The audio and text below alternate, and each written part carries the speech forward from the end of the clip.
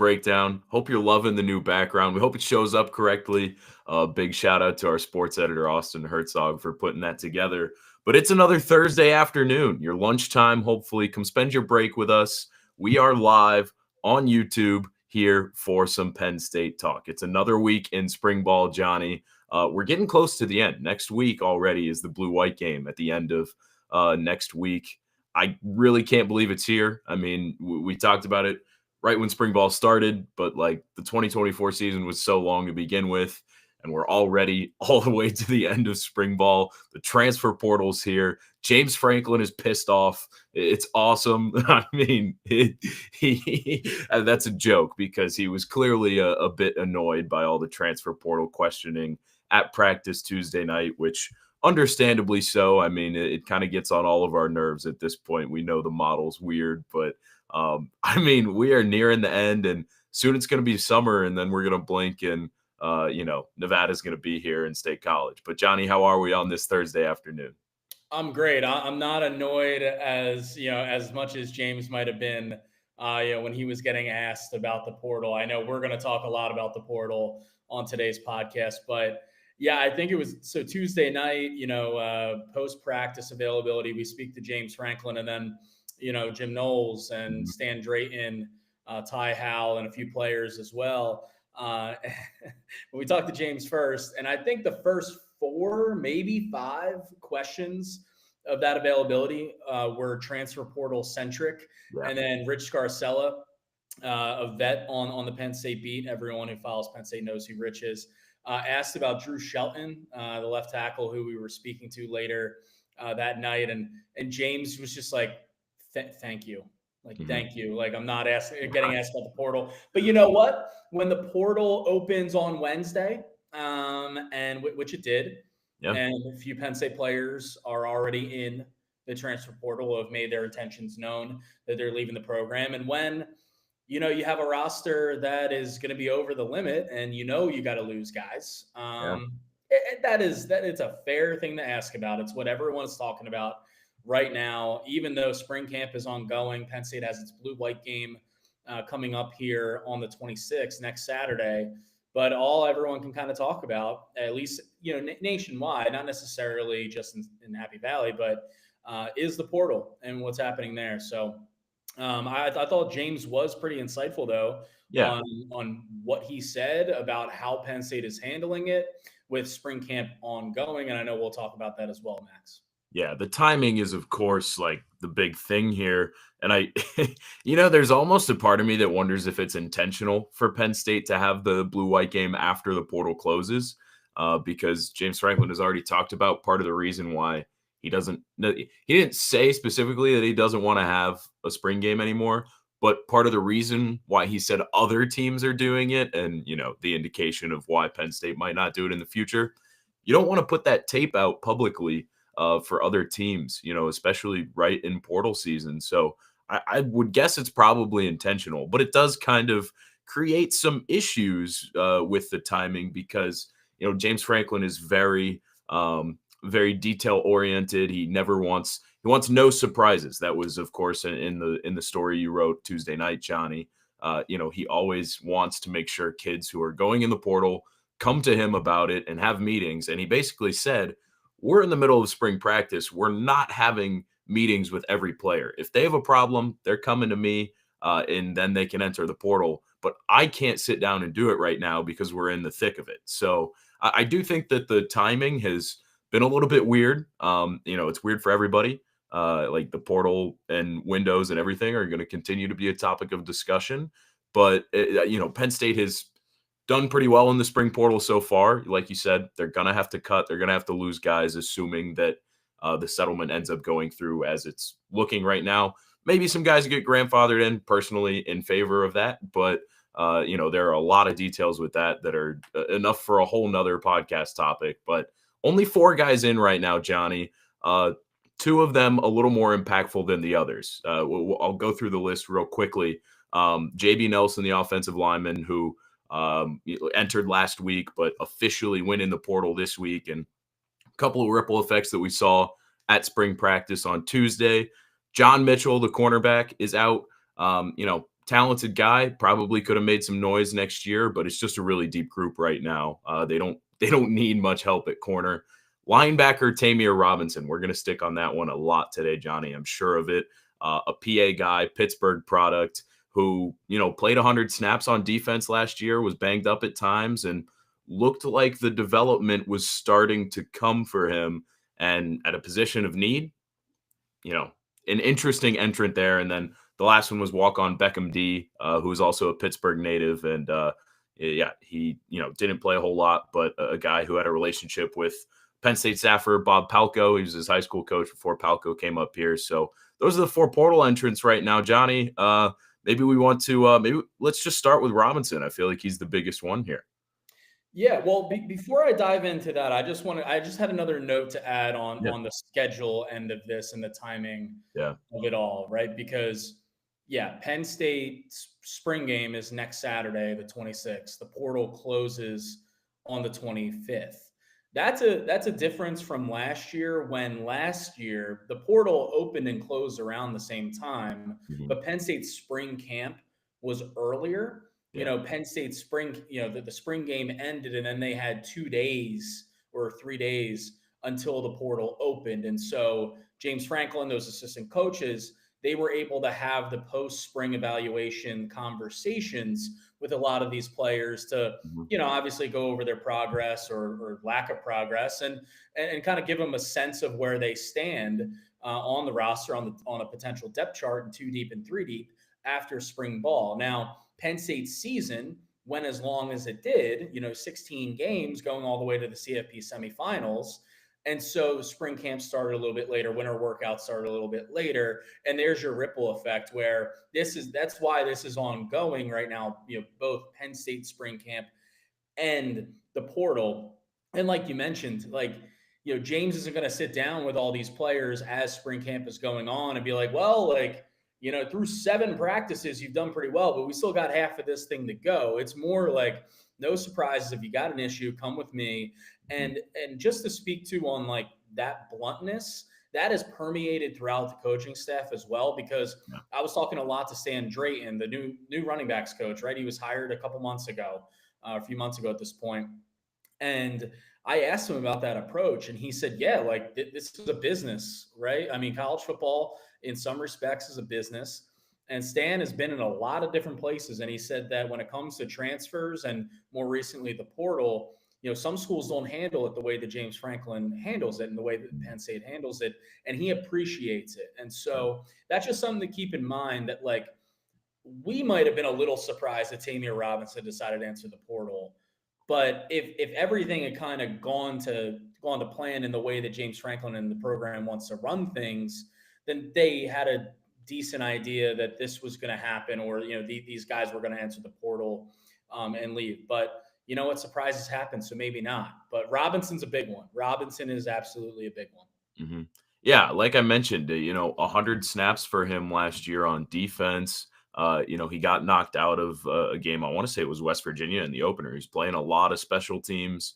Was a fourth quarter garbage time frequent guy. Like, there's a difference between playing in garbage time and being like on the edge of garbage time and coming in and like playing.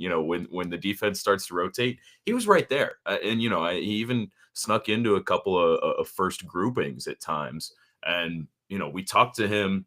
We talked to him back at the Thon availability for Penn State. Every year they do the Thon thing, and we get a couple of guys and see all the players interacting with the Thon kids. It's great. But he talked there and like really insightful, I thought. Talked about understanding that there's an opportunity at middle linebacker this year, understanding that he's one of the biggest names that could be doing that. He could be wearing the green dot. He said he's comfortable with it. So I went into this offseason expecting Tamir Robinson to be a really key contributor for Penn State, to be a name that we'd be watching and asking about this spring. And I mean, he was. Like, James Franklin was asked about him not long ago, and the very first thing he said was, Tamir was a big get for us out of high school. He was. I mean, he was a really highly touted prospect out of Pittsburgh. Had an injury in his senior year that might have slowed down his development a bit, but he was a talented kid, someone they expected a lot from.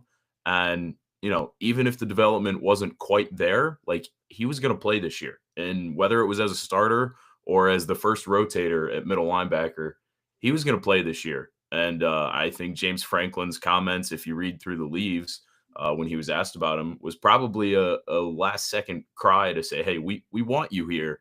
And ends up he wasn't at practice on Tuesday, and now he's gone. And the linebacker room is very thin behind him. I just wrote about it.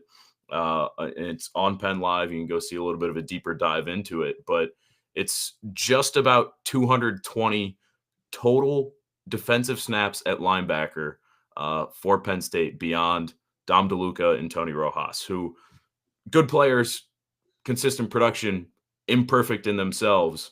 And so beyond those two, only about 220 snaps between them. So there's going to be, is it a portal addition? Is it a freshman stepping up? Whatever it is, there's going to have to be new names this year. And it's uncertain.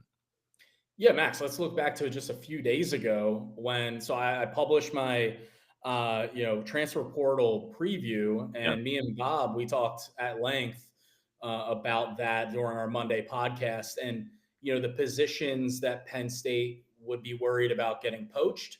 Hmm. Cornerback was one of them, and we'll talk about John Mitchell in that position in a sec. But one of the positions that I thought that they could add, wide receiver being the obvious one, but linebacker being a sneaky one where you lose Kobe King, the heart of that defense, the heart of that linebacker room, to the NFL.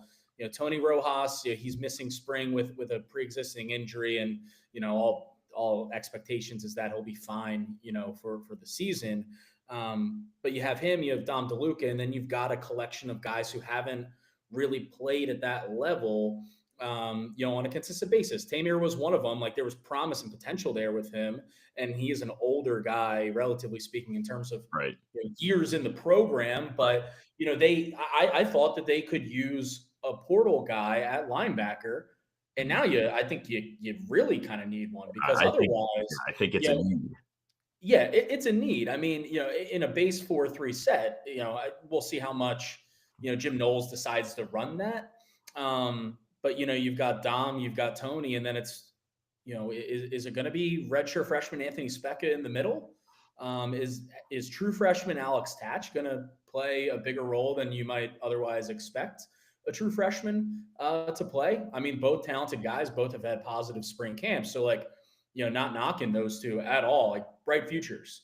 Yeah. But I think you would like to have a Tamir Robinson in the room. And so losing him is a blow to this linebacker room. And we'll see if they're able to ID a guy or two at linebacker to bring in via the portal, which, as we sit here and speak, right, it's a little bit more than a week left for that thing to be open and entrance to come in.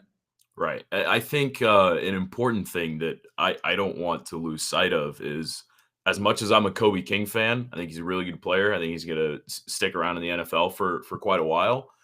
Penn State's linebacker room was potentially the worst defensive unit on the field last year during No, that it DST was. run. Yeah, yeah, it Like was. it already was a problem, and you lost your best linebacker, and you don't have anyone to replace him.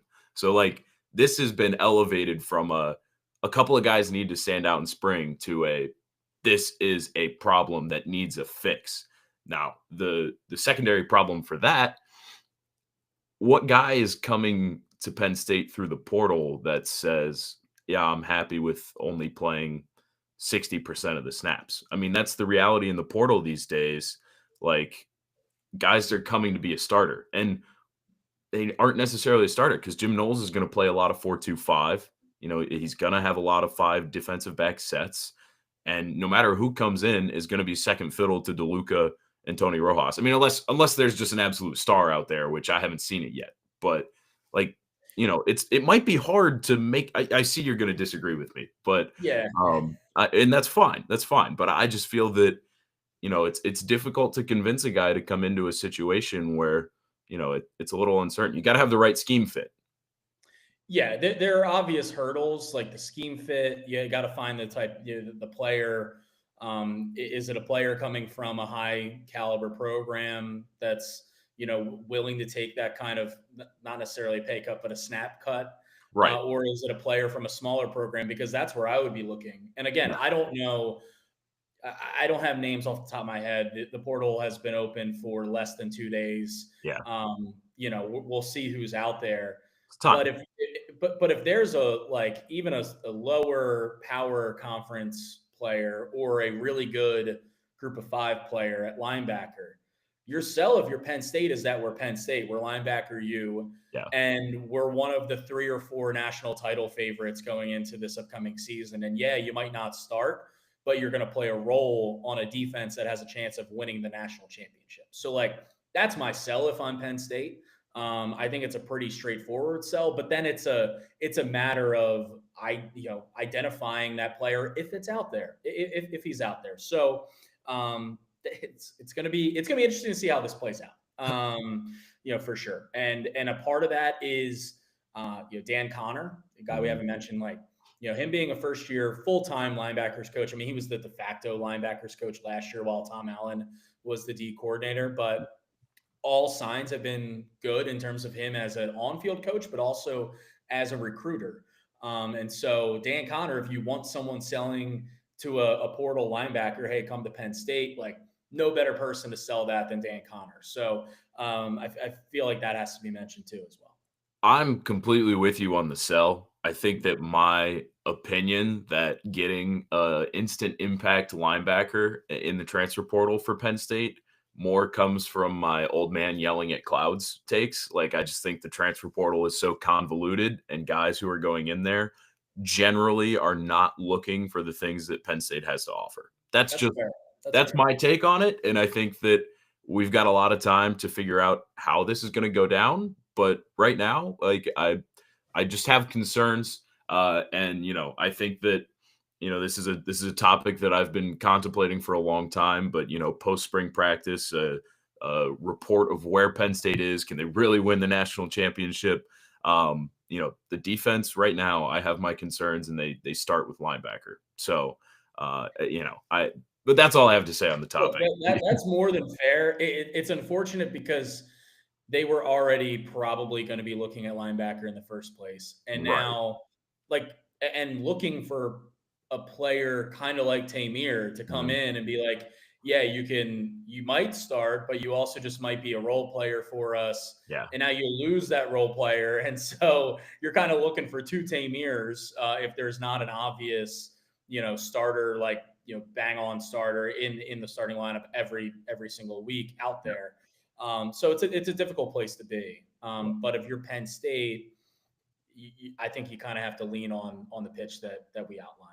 Yeah, I just think it's really hard to convince a guy to come to the portal to be an instant impact guy without promising them a starting job these days, which Penn State's not. Which James Franklin has said time and time again, he's not promising guys, Right. And I feel like they've lost some players. Oh, absolutely. In the portal over the last few years, because they won't promise starting jobs, because they won't, and I don't want to say won't play the game like it's a negative thing on Penn State, because if you sell a kid on being a starter, he comes in, he's not a starter, he's going to be upset, and then locker room problems and everything else. We see it happen all the time across college football. And so, Penn State's not going to promise a projected backup that, hey, you're going to come in and start over Tony Rojas or whatever, because that's not going to happen. Right. One thing that we did mention too is I think the fact that you have Jim Knowles in there as a defensive coordinator. That's true. Arguably the best D coordinator in the country. I mean, they're paying him like he is, and I would argue that he is. And he's going to run a lot of 4-2-5. And you got some hybrid players in there. I mean, we didn't mention Keon Wiley as an option as well.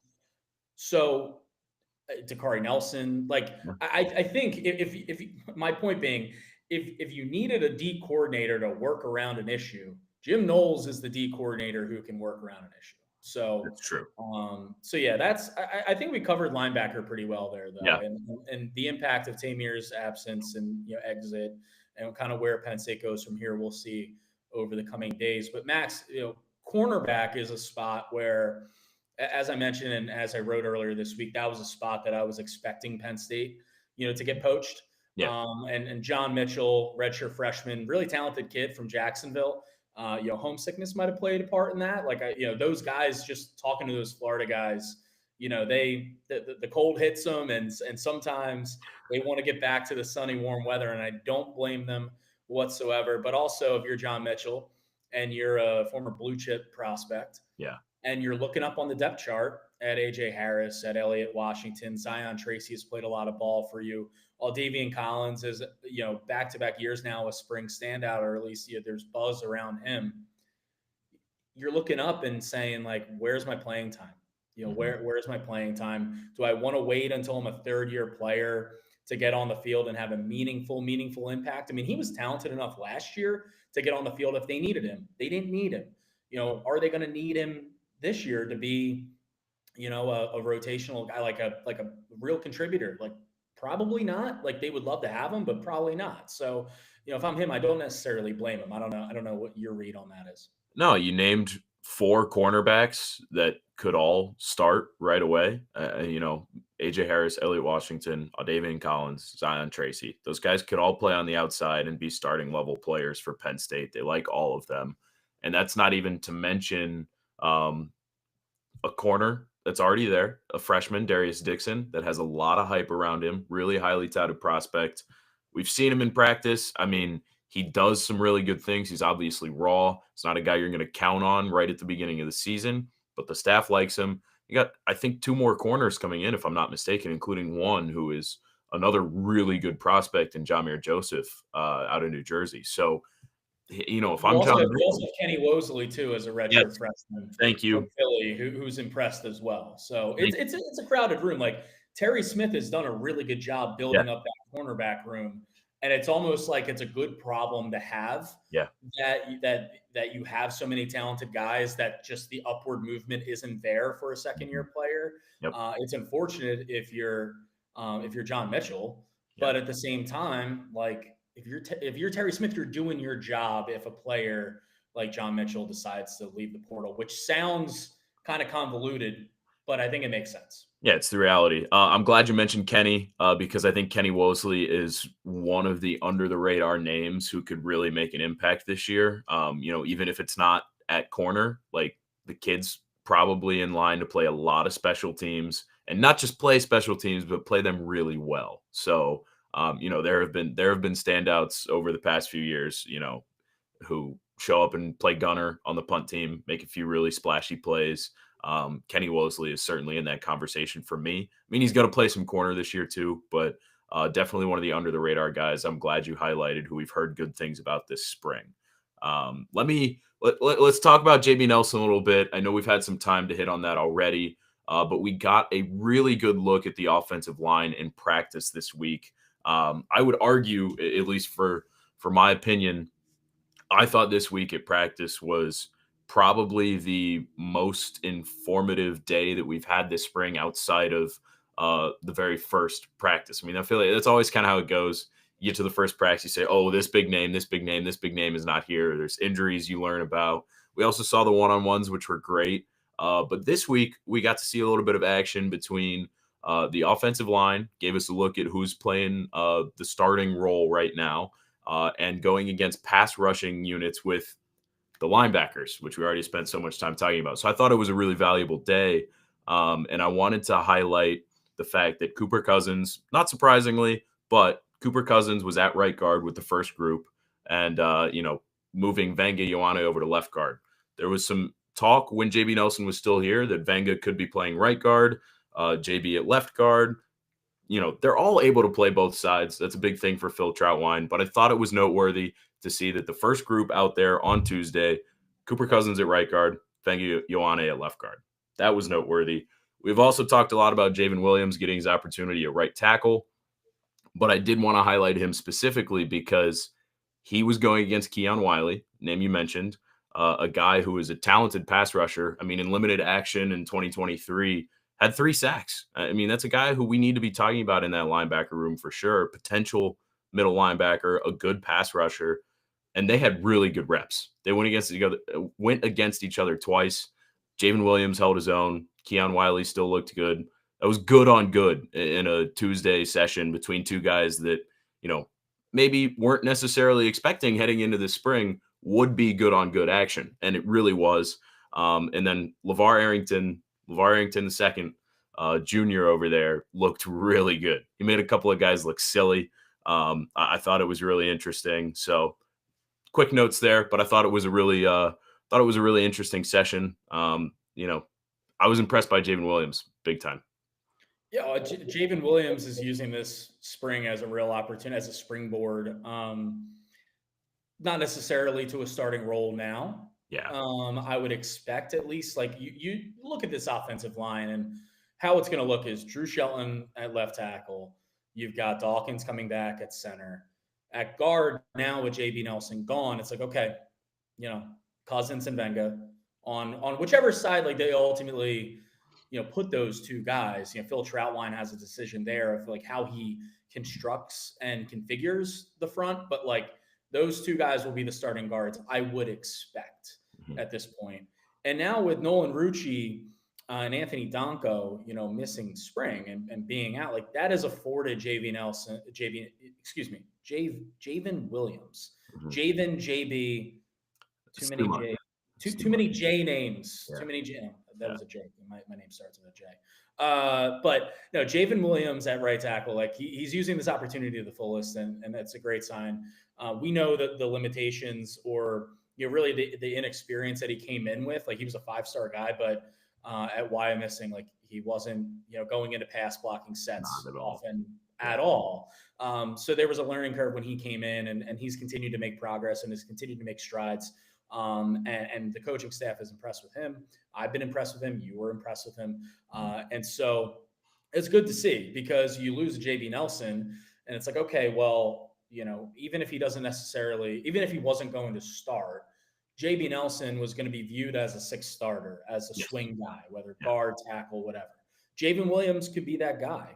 And we've seen that Penn State has needed that guy to step in, like time and time again over the years. And especially with how long the season is going to be, or at least how long Penn State hopes it's going to be, that depth on the offensive line is going to have to show. And just one thing too, I mentioned Phil Troutwine, and I mentioned Terry Smith earlier, where it was like a good problem to have at corner, that it just shows the development and the recruiting, paying off in the corner room, that a guy like John Mitchell decides to transfer because the upward movement isn't there. Well, like JB Nelson moving on and being like, I'll be a surefire plug and play starter elsewhere.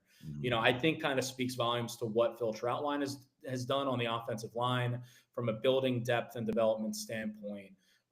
Just a really good job by him, and the entire staff and the entire recruiting staff, and the graduate assistants. Like it goes down the list, but when it comes to the offensive line, it starts and ends with Phil Troutwine. He's done a great job.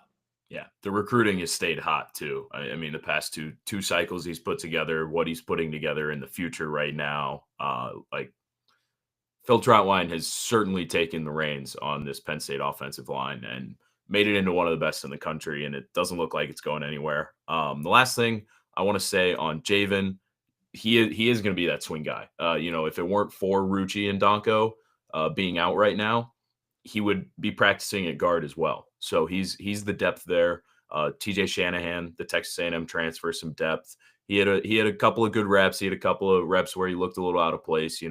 Still needs time to get his body right. That's to be expected. But there's depth in the middle. Javen Williams is part of it. Johnny, we've talked a lot about Jim Knowles. I didn't want to go through this podcast without mentioning that I spent, I don't even know how long it was, 10 minutes with him maybe on Tuesday. We got a lot of really good stuff from him in that scrum. He is something else. Like, I got to be honest. Like, I don't think I've ever covered a coach like him. I walked away from it and was talking with a bunch of people. He is the most soft-spoken football coach that has ever lived. I mean, typically guys, when you're in a media scrum, you don't have any trouble hearing them.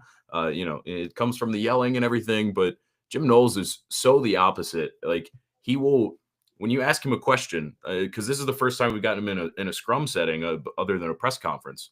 When you ask him a question, he shuffles over and he leans in close and he talks real softly and answers your question. And it's like when he turned to the other side of the scrum, he was hard to hear. Like, it was pretty funny, but we got a lot of really good stuff from him. I asked him where he feels the strength of this defense is right now.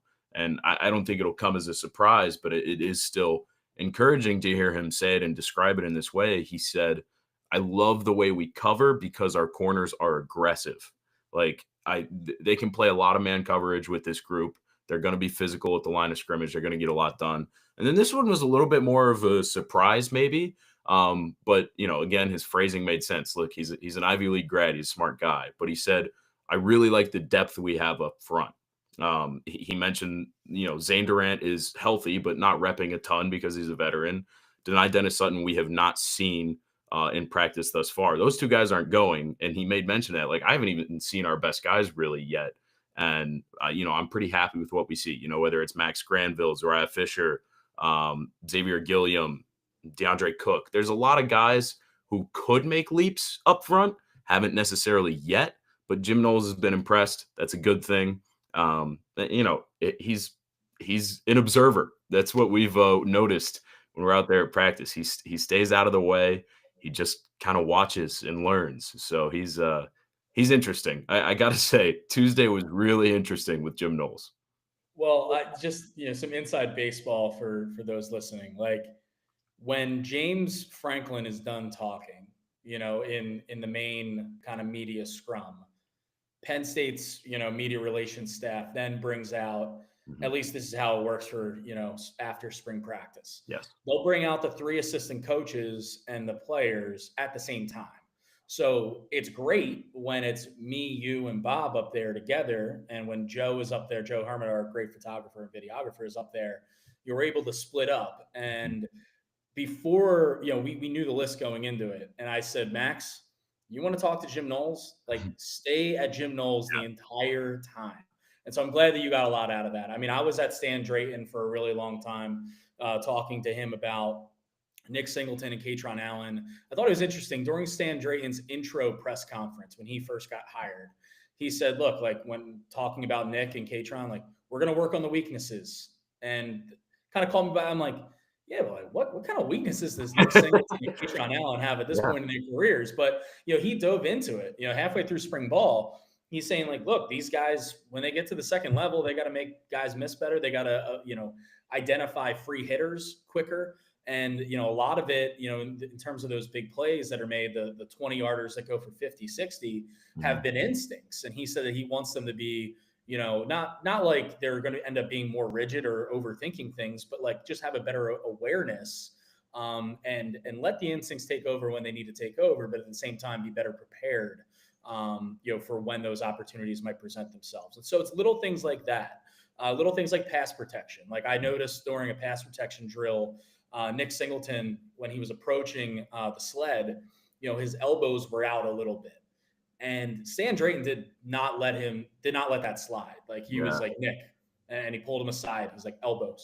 Like, so it's like little things like that, when you're watching, Penn State, Nevada, like might not show up. But when Penn State plays Oregon, when Penn State plays Ohio State, and when they ultimately play in the college football playoff, most likely, those little things might matter quite a bit. And so I thought it was interesting talking to Stan, and I wrote a bunch off of him already, and will continue to do so, like, because it was just chock full of stuff. When you look at that running back room, it's in a really interesting spot beyond Nick and Katron.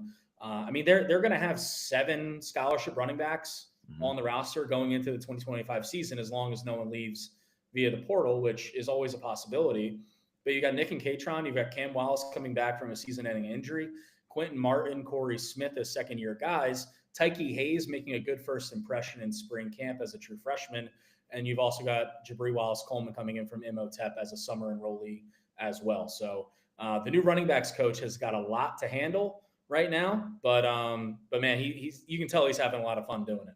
Yeah, we talked a lot about Stan Drayton. I guess it was probably last week on this Thursday podcast, Johnny, maybe 2 weeks ago, but you can really notice the intentionality in his drills and like all those things that he said, whether it was like breaking the long runs, making people miss in open field, pass protection, like we've seen them working on it in drills. He's not just blowing smoke. I've been really impressed by Stan Drayton so far. I think that it's all good. Johnny, we'd be remiss if we did not mention before we finish this podcast up a legend. Lee Corso is retiring this fall.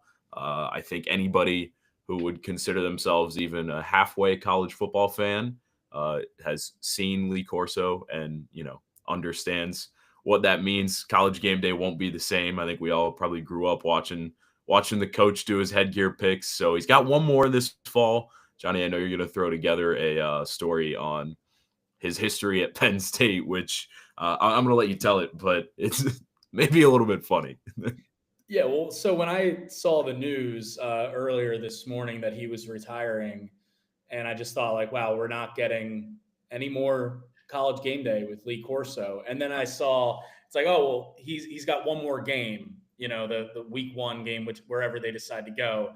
And it was almost like a final, like not so fast, my friend. Like we got one Yeah, more. That's right. We get one more with Lee Corso. Now it's been so much fun, like watching him over the years and watching college game day and really cool, I think, too, over in recent years, because he's an older guy, obviously he's turning 90 in August, and watching Kirk Herbstreit, be so supportive and help him through some of those shows. And you can tell that bond and that relationship was obvious to everyone, every college football fan that turned that on Saturday mornings. And so, yeah, I was curious though, and I was trying to wrap up all my research before hopping on the podcast, but I didn't quite get it done. Yeah. I got a lot of it done, and over the years, Corso, generally speaking, when it's Penn State, Ohio State, he has picked Ohio State, and he has been right, which is just that's been the recent history between Penn State and Ohio State. In 2005, though, that big Penn State upset with the big win that Penn State had, the Tamba Hali sack, he did pick Ohio State before that game, and he was wrong. So that is one interesting thing. 2009. Are you getting there already? Am I jumping the gun? Who did he pick in 2016? 2016. I don't know if that was a college. I don't think that was a college game day game. Oh, you're probably right. I don't think it was, because then it was in 2017, and I think he picked Penn State in 2017 and was wrong. No, so 2017, college game day had 2 Penn State games.